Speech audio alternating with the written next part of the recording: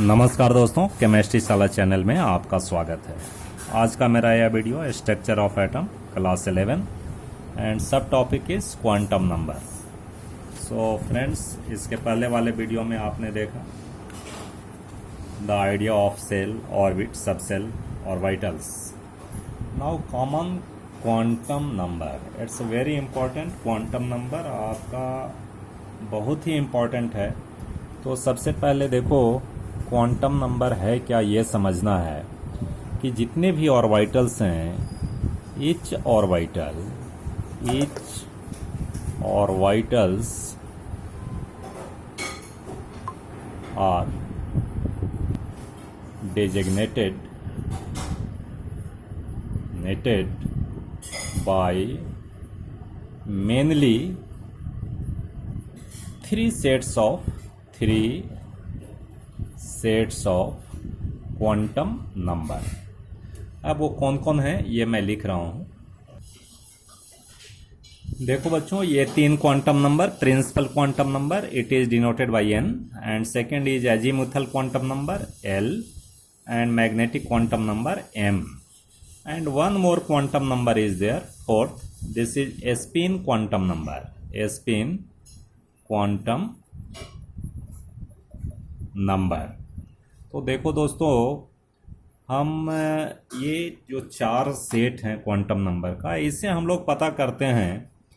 एक तो पता करते हैं कि ऑर्बिटल्स का क्या पोजीशन है, कहाँ है, और एड्रेस, कौन सा इलेक्ट्रॉन कहाँ है। तो एड्रेस मान लो कि घर का एड्रेस आपका होता है, उसी तरह से इलेक्ट्रॉन का address with the help of this four sets of quantum number हम लोग पता करते हैं।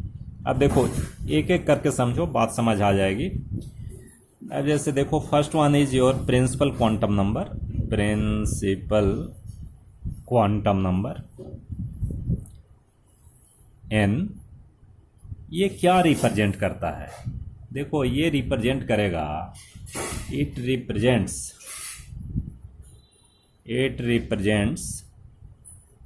द नंबर ऑफ सेल्स कि कौन सेल है। अब सेल पता हो गया तो इसका मतलब ये डिस्टेंस भी पता करेगा, डिस्टेंस फ्रॉम न्यूक्लियस।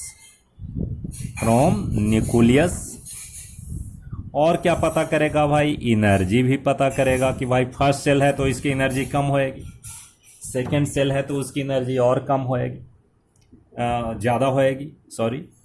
तो इस तरह से हम, अगर प्रिंसिपल क्वांटम नंबर पता है तो इतना बात तो हम पता कर ही सकते हैं।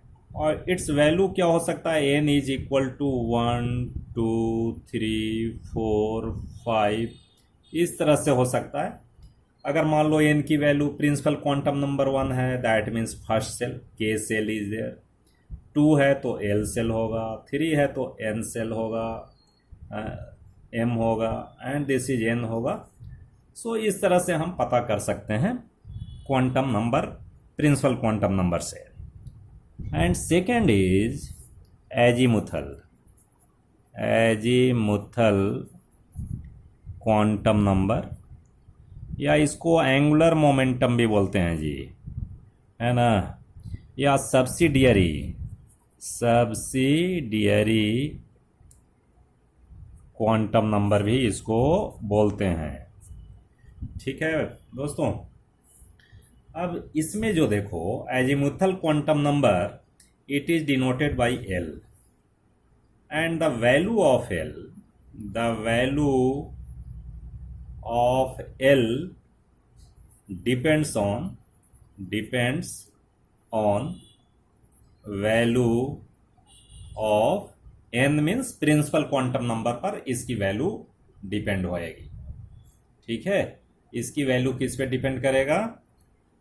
n पर करेगा, मीन्स प्रिंसिपल क्वांटम नंबर पर करेगा। एज फॉर एग्जांपल देखो, एक चीज और जानना है, it values the value of l goes from 0 to n-1, ठीक है, n-1 तक जाएगा। और ये क्या करता है, it represents the subshell. Subshell जो एसपीडीएफ पढ़ा है वही, उसी को ये रिप्रेजेंट करता है, सबसेल। अब देखिए, एज फॉर एग्जांपल, अब यहां सोचना शुरू करो कि if the value of n equal to, n means principal quantum number 1, अगर वैल्यू 1 है तो l की क्या वैल्यू, पॉसिबल वैल्यू होगी। तो l की वैल्यू कहां से कहां जाती है भाई, 0 टू n-1। तो एक तो 0 होएगा भाई, और n-1, 1-1 0, यानी l की एक ही वैल्यू होगी 0। और 0 का मतलब, if 0 quantum number, azimuthal quantum number is 0, that means this 0 represent S subshell. याद रखना बच्चों, एस सबसेल, अगर एल की वैल्यू 0 है, इसका मतलब आपको क्या समझना है, वो रिप्रेजेंट कर रहा है एस सबसेल को। अब देखो, अगर n की वैल्यू 2 हो गई, ओ बार से लिखा 2, तो l की क्या क्या वैल्यू हो सकती है, 0 हो सकता है जी, एक तो 0 वैल्यू होगा, और दूसरा n-1, यानी 2-1 इक्वल टू 1, यानी इसके दो वैल्यू होंगे। l के कितने वैल्यू होंगे, 0 एंड 1। तो 0 का मतलब क्या होगा भाई, एस सबसेल होगा कि नहीं, और 1 का मतलब होगा पी सबसेल, कि अरे भाई इसमें पी सबसेल भी है और एस सबसेल भी है, और सेकंड में होता भी है। ठीक है, अगर n की वैल्यू 3 आती है तो l की क्या क्या वैल्यू हो सकती है, 0 टू n-1, तो ये आएगा 0, 1, 2, ये 3 वैल्यू होंगे, n-1 यानी 3-1 इक्वल टू 2। तो 0 represents S subshell, this is P subcell, and this is D subcell।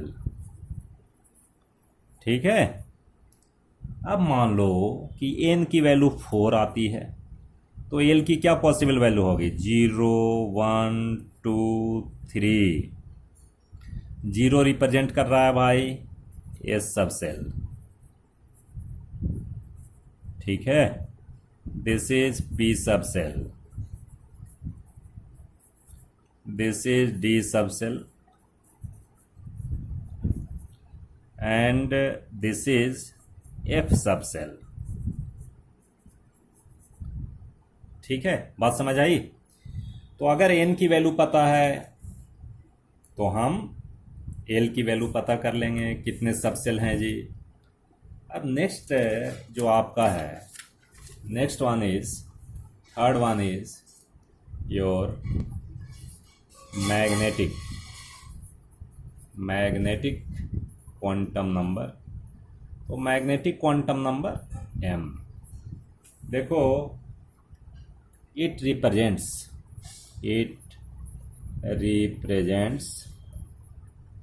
the orientation means direction, orientation of orbitals। ठीक है जी, डायरेक्शन बताता है ये। इसकी value, it's value depend on L, azimuthal quantum number पर इसकी value depend होती है। अब देखो एक एक कर समझना, n की वैल्यू मैं लिख रहा हूं, l की वैल्यू लिख रहा हूं, इधर m की वैल्यू लिख रहा हूं। n इक्वल टू अगर 1 है तो l कितना होगा जी, 0। एक चीज और इसमें लिखना है भाई, it's values goes from l-1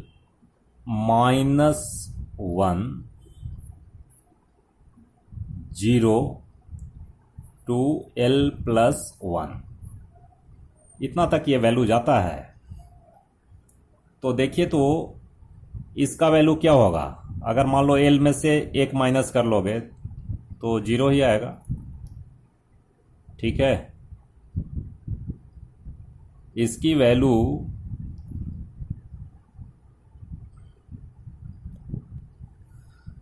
sorry, यहाँ पे थोड़ा सा करेक्शन करना है भाई।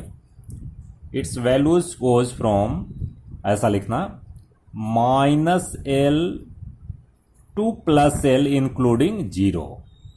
ठीक है, ये ध्यान नहीं रहा। ठीक है, ऐसा लिखना है, -L टू +L इंक्लूडिंग 0। तो अब क्या क्या वैल्यू होगा देखो, -L मीन्स -0 हो सकता क्या, +L +0 नहीं हो सकता, यानी m की केवल एक ही वैल्यू होगी।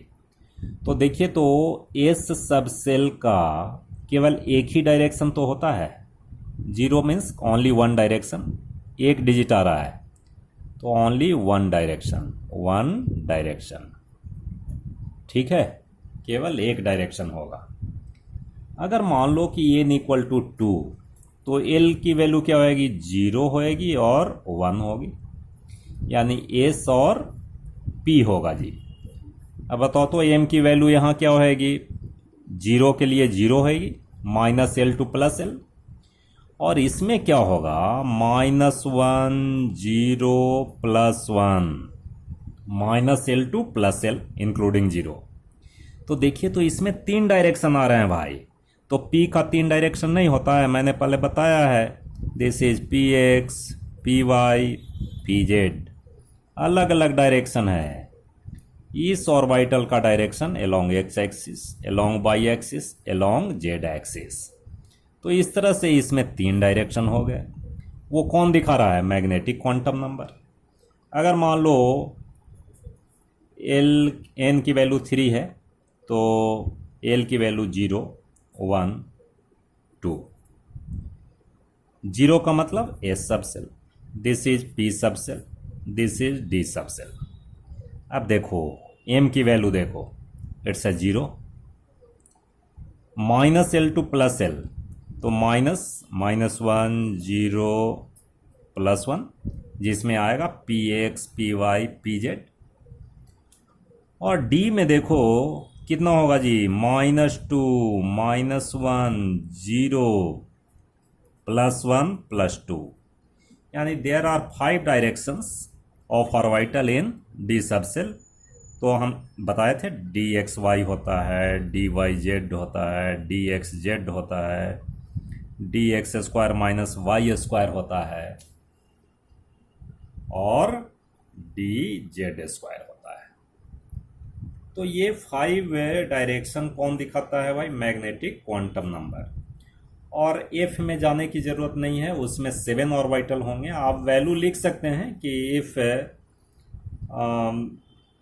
n इक्वल टू 4, अगर मान लो कि n, l और m, n की वैल्यू 4, देन l की value 0 1 2 3, and possible values of m is 0, this is -1 0 +1, this is px, py, pz, this is -2 -1 0 +1 and +2. There are 5 orbitals, and here 7 orbitals, -3 -2 -1 0 +1 +2 +3। तो देखो, तो इसमें 7 ऑर्बिटल्स हैं। कितने हैं भाई, 7 ऑर्बिटल्स हैं। और मैंने बताया है कि एक ऑर्बिटल में ज़्यादा से ज़्यादा 2 इलेक्ट्रॉन हो सकते हैं। ठीक है जी, तो इस बेस पे बताओ कि इलेक्ट्रॉन्स कितने हो सकते हैं। Number of maximum electrons in an orbital कैसे हो सकते हैं, एस में कितने हो सकते हैं, केवल एक ऑर्बिटल है तो इसमें केवल 2 इलेक्ट्रॉन होंगे, मैक्सिमम 2 इलेक्ट्रॉन्स। पी में कितने होंगे भाई, 3 है, 1 2 3, तो 6 इलेक्ट्रॉन्स हो सकते हैं मैक्सिमम। ठीक है ना। डी में कितने हो सकते हैं भाई, तो 5 है, 1 2 3 4 5 orbitals, so 10 electrons, right. And F में कितने हो सकते हैं, 1 2 3 4 5 6 7, यानी 14 इलेक्ट्रॉन्स मैक्सिमम एफ ऑर्बिटल में हो सकते हैं। ठीक है दोस्तों। अब इसमें देखो, अब एक मैंने 4th वन जो लिया था, 4th quantum number, this is spin quantum number, spin quantum number. तो स्पिन क्वांटम नंबर क्या है? It is denoted bye ms। कहता है कि मान लो कि इलेक्ट्रॉन अगर कोई ऑर्बिटल में, जैसे एस ऑर्बिटल ले लिया, ये इसमें मैक्सिमम 2 इलेक्ट्रॉन हैं, तो इलेक्ट्रॉन रोटेट करते हैं अपने एक्सेस पे, यानी there is rotation of electron. एक क्लॉकवाइज रोटेट करता है और anti clockwise rotation is also there, anti clockwise rotation is also there. This is clockwise and this is anti clock, उल्टा मैंने लिख दिया। एक का क्लॉकवाइज होता है, एक का एंटी क्लॉक होता है। तो एक चीज समझना है कि एक ऑर्बिटल में जो दोनों इलेक्ट्रॉन होंगे वो दोनों का स्पिन अलग अलग होगा। स्पिन का मतलब जो स्पिन कर रहे हैं, रोटेट कर रहे हैं, स्पिन का मतलब रोटेशन, रोटेशन। तो दोनों का रोटेशन अलग अलग होगा। अगर मान लो क्लॉकवाइज रोटेशन है तो उसको हम रिप्रेजेंट करते हैं +1/2 क्लॉकवाइज के लिए, और एंटी क्लॉक के लिए -1/2। ठीक है कि नहीं? तो स्पिन क्वांटम नंबर का क्या वैल्यू होगा? 2 ही वैल्यू होगा, या तो +1/2 होगा और नहीं तो -1/2 होगा। ठीक है जी। और एक ऑर्बिटल में 2 इलेक्ट्रॉन है तो दोनों का स्पिन अपोजिट होगा, 100% अपोजिट होगा। एक +1/2 होगा, एक -1/2 होगा। ठीक है दोस्तों, इतनी बात समझ आई? अब तो ये 4 क्वांटम नंबर से आप पता कर सकते हैं। जैसे देखो, एक मैं क्वेश्चन दिखा रहा हूं। एक क्वेश्चन मैंने लिया है कि find the number of electrons present in n = 4 having a spin +1/2, यानी क्लॉकवाइज स्पिन का कितना इलेक्ट्रॉन है भाई? n = 4 लिखा है। तो सबसे पहले n = 4 लिखो। अब l की वैल्यू क्या क्या होएगी भाई? तो 0 to n-1 होता है, तो 0 होगा, 1 होगा, 2 होगा, 3 होगा। m की वैल्यू कितनी होएगी? तो m की वैल्यू 0 के लिए 0 हो, इसका वैल्यू क्या होता है? -l to +l including 0। ठीक है कि नहीं? इसका कितना होगा? -1 0 +1। इसमें कितना होगा जी? -2 -1 0 +1 +2। इसमें कितना होगा? -3 -2 -1 0 +1 +2 +3। यानी n = 4 के लिए, n = 4 के लिए कितने सारे ऑर्बिटल हो गए? एक ऑर्बिटल यहाँ हो गया, 2 3 4 5 6 7 8 9 10 11 12 13 14 15 16। ये 16 ऑर्बिटल्स हो गए। 16 ऑर्बिटल्स किसके लिए? For n = 4। अब बताओ, 16 ऑर्बिटल में 2 इलेक्ट्रॉन होंगे और दोनों का स्पिन अलग अलग होगा, तो हमें कौन सा इलेक्ट्रॉन देखना है? +1/2 electron. So total number of electron बताना। Total number of electrons in 16 orbitals is equal to, 16 orbital है तो 32 होगा, जिसमें दोनों स्पिन होगा। इसमें आधे होंगे +1/2 और आधे होंगे -1/2। तो +1/2 वाले कितने होंगे? Number of electrons having spin +1/2 is equal to 16। तो ये 16 इलेक्ट्रॉन्स आपका आंसर हो गया, ये आंसर हो गया। ठीक है, तो इस तरह से क्वेश्चन पूछे जाते हैं। कभी कभी और ऐसा पूछा जाएगा, देखो क्या पूछ देते हैं लोग, जैसे पूछ दिया कि हाँ जी ये करेक्ट है या सही है। n = लिखेगा 1 और l = लिख देगा 1। ये करेक्ट है? ये करेक्ट है? बताओ तो। l की वैल्यू 0 to n-1 होता है, तो ये रॉन्ग है। अगर कोई पूछ देगा कि n = 2 पूछ दिया और एल इक्वल टू पूछ दिया कि 1, हो सकता है? तो हो सकता है भाई, ये करेक्ट है। ऐसा भी पूछ सकता है कि n equal to 0, L equal to 2, ये करेक्ट है? तो n की वैल्यू 0 हो नहीं सकती, तो ये गलत है। तो इस तरह से क्वेश्चन पूछे जाते हैं। आप टेक्स्ट बुक में देखिएगा, बहुत सारे क्वेश्चन हैं जो कि बहुत ही आसान है, आप कर सकते हैं। ठीक है दोस्तों, अगर वीडियो अच्छा लगे तो शेयर कीजिए, लाइक कीजिए, सब्सक्राइब कीजिए। बहुत बहुत धन्यवाद।